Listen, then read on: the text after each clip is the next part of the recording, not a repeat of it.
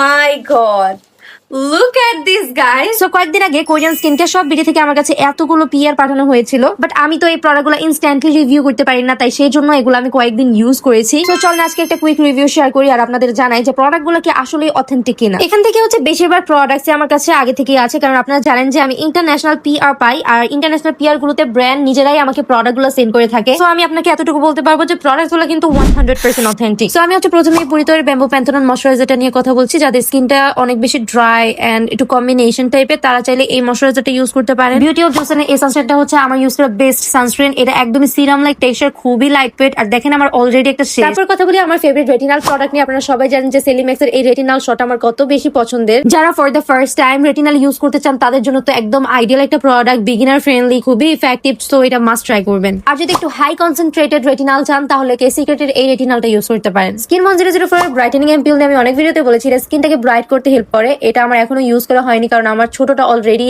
আছে। Look at this mini Anwar toner.